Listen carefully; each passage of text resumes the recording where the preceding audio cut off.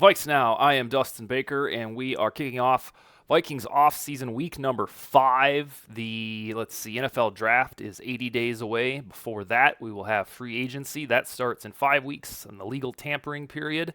So what I want to do for the whole group, guys and gals, is I want to lasso the 3 things that we know for sure, at least in my opinion, we know for sure.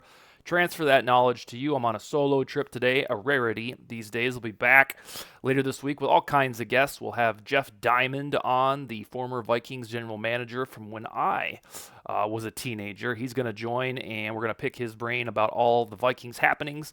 So yes, Oodle's the guest on deck today. It's a solo trip for me, and let's go through these things that I consider certainties about the Vikings offseason. We're going to piece this puzzle together. Behind me, we have the investigation board. Some call it a murder board from like TV shows and movies. So this thing will get totally filled by, early May, and we'll have all of the yarn connecting the pieces. Yeah, it's a nerd thing, but hey, we're gonna do it. So I'm counting these 3 things down in order. So when we get to number 1, I will classify that as most important based on roster need and general circumstance of these Vikings. But the first one, I believe what we know for sure is that the Vikings and Kirk Cousins I think they both want each other. I think that is clear from head to toe. The Vikings leaders, from Kwesi Adolphus-Mensah to Kevin O'Connell, have said since blah, blah, blah, September that, hey, we want this guy back, even after his injury. You know how I feel about Kirk. That's what Kevin O'Connell said. What I think we know for sure is that they're stuck on the structure of the contract, which means not necessarily the price. Cousins' market value should be...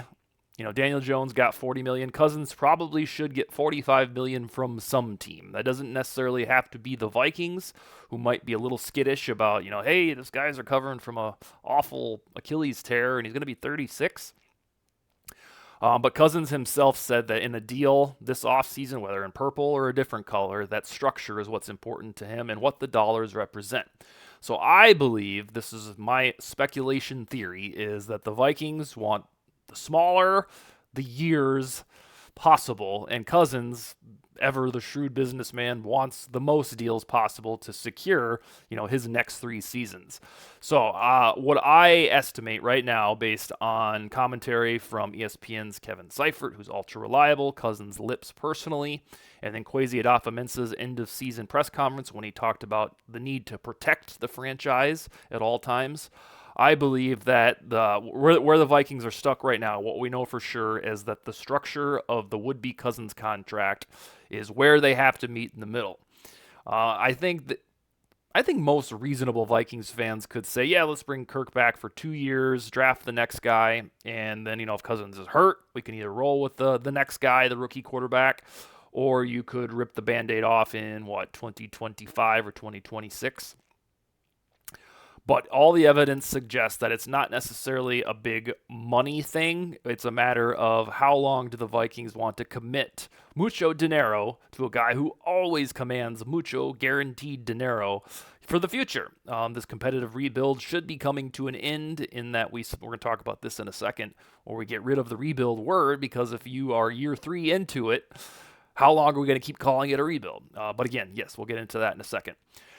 On top of this is a segue from the structure of Cousins' contract. Something we know for sure that is in the balance is the would-be need for a quarterback. There is a camp that suggests, hey, they should do both. They should do what the Packers always do, baby, and that's bring back Cousins. He's a steady force for good who routinely throws 30 touchdowns at 4,000 passing yards. That doesn't grow on trees. But hey, we can do both. We can have J.J. McCarthy chilling, waiting in the wings so that when Cousins gets hurt again or, finally vamooses the franchise, that guy would be like a Packers situation, ready to take over, and bada bing, you'd have the best of both worlds.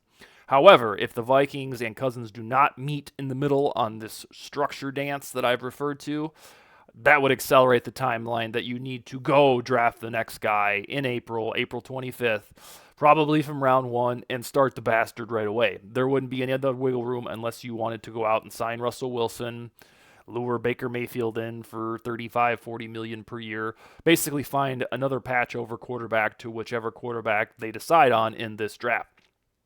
So these things are uniquely intertwined where, the Vikings can either do both, re-sign Cousins and draft the next guy, say goodbye to Cousins and draft the next guy for sure, probably start him out of the gate, or not draft a guy at all, which would be my doomsday fear that these two, Kwesi Adofo-Mensah and Kevin O'Connell, would get into year 3 of their tenure and just attach all of their goodwill and job security to Cousins. I don't think that that's why. I don't know anybody would do that. That's why I'm so hell-bent and convinced they're going to draft a quarterback.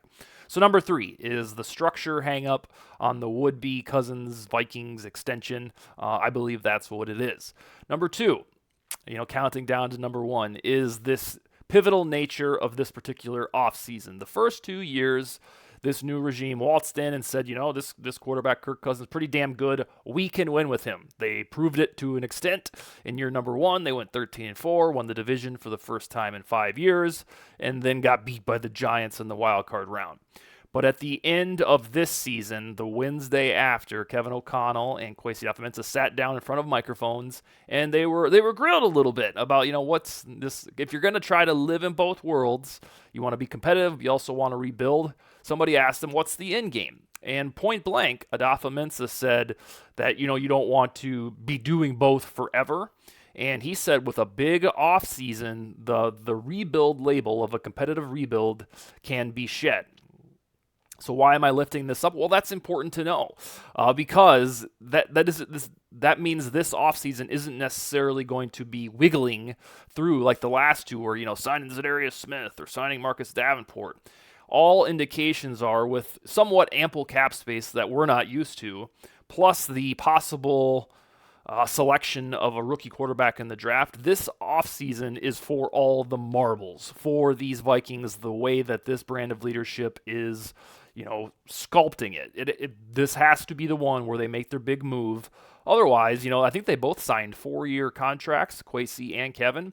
They would, in theory, get to year 4 with no heir apparent at quarterback, maybe Jaren Hall, but otherwise just Cousins. So I believe, and usually when this regime says stuff leading into an offseason or inside the offseason, believe it or not, they tell the truth. It's my opinion that Kevin O'Connell and Kwesi Adofo-Mensah tell the truth. They say what they're going to say, and then they do it. So I believe that their word should be trusted. They don't. I mean, we're living the competitive rebuild. That wasn't just fodder, like a bait and switch of anything. So I believe Adofo-Mensah's words that this offseason through free agency and the draft will probably be a little bit more splashy and seismic than we're used to. We're used to living in both worlds, and while that's still true fundamentally, this is the one where the Vikings, this is the offseason where they say, you know what, we are here to start winning and being, a pedestal in the NFL. And you have to, because the Packers have already shown, barring a sudden regression from Jordan Love, that their rebuild year that was really non-existent. They just, Jordan Love turned out to be pretty damn good right away, and they didn't take a major step back aside from a couple shitty games during the regular season. The Bears own the first overall pick, and if they're smart, they'll spend it on Caleb Williams or Drake May. And then the Lions, they were hour and a half from really going to the Super Bowl, not just some rah-rah off-season, the Lions are going to be good. No, they unfortunately for their sake had the largest meltdown in NFC Championship history, but they were, they could smell the Super Bowl. So this Vikings offseason can't just be mid. It can't just be, hey, we're signing DJ Wanham back as the starting edge rusher, and we're going back with Cousins and Cousins alone. I don't think those stakes I don't think they can get away with them this offseason, because the goal is to get rid of the rebuild noun from the competitive rebuild mantra on the billboard. All right, the last and the most, I think the thing that we know for sure and the most pivotal part of this offseason is the absolute need to get edge rushers.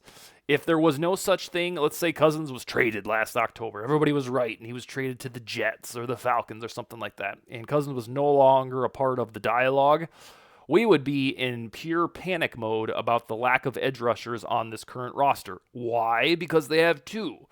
Patrick Jones the second, Andre Carter the second. That's it. The Vikings don't have any other edge rushers. Of course, this is an easy fix, at least half of it, because they can re-sign Danielle Hunter and then, go pursue Bryce Huff, or use that 11th pick on Jared Verse or Dallas Turner. There are ways to solve this, but as they enter the offseason, they have breadcrumbs at one of the league's or the game's most important positions, and that's edge rusher, getting to passers on Sundays, Mondays, and Thursdays. So hopefully, in my opinion, they get Danielle Hunter back for 3 more years. I don't think him turning 30 next October is some big, spooky thing. Edge rushers can usually excel into their 30s, and if they're that damn good, which Hunter happens to be, sometimes they're around till, 34 or so. So I believe the Vikings will resign Danielle Hunter, but there was a little caveat this weekend at the Pro Bowl. Hunter was playing tug of war. That was one of the Pro Bowl games. But he was asked about his next contract or his free agent status, and he said this: "Just letting everything play its course. I did my job. Everything's in my agent hands and my team and whoever it is out there. My job, like I said, is to do my job. And I'm going to make sure I stay in shape, and whatever is best available for me, I'll take that." Now, usually when Danielle Hunter is asked about this topic 2 or 3 times before in the last 6 months, he says purple is all he knows. Since middle school, his jersey has always been purple. And then he also said before this Pro Bowl quip was he wanted to be a Viking for life. That's probably what he still means, but it appears that his agent said, be a little bit more judicious with your words. Make it a little suspenseful. Make the Vikings sweat you a little bit. But on top of or above all else, they're going to do something at quarterback, whether it's re-sign Cousins or trade up and draft Drake May or hang tight and draft Michael Penix. That solution's on the way no matter what. Edge rusher needs arguably more help because A, you have to re-sign Danielle Hunter, and then you have to explore a free agent. Who are some of the other ones out there? I always keep coming back to Bryce Huff because he makes a lot of sense, but there are a handful of edge rushers on the free agent market. Andrew Van Winkle, can't remember which letter it is on the end part of his name, but he's there from the Dolphins. But they absolutely need 2 outside linebackers for this Brian Flores defense because right now it's just Andre Carter and Patrick Jones, and those, at least at this point in their career, are depth guys. All right, so from top to bottom, I believe the Vikings right now are negotiating with Cousins about the structure of an extension. And, Cousins might be a little bit too pricey in general, but I think above all else, it's the number of years that is holding this thing up. And we should have a verdict in the next, 3 to 5 weeks. The pivotal offseason, the nature of that in theory you can get rid of the rebuild label.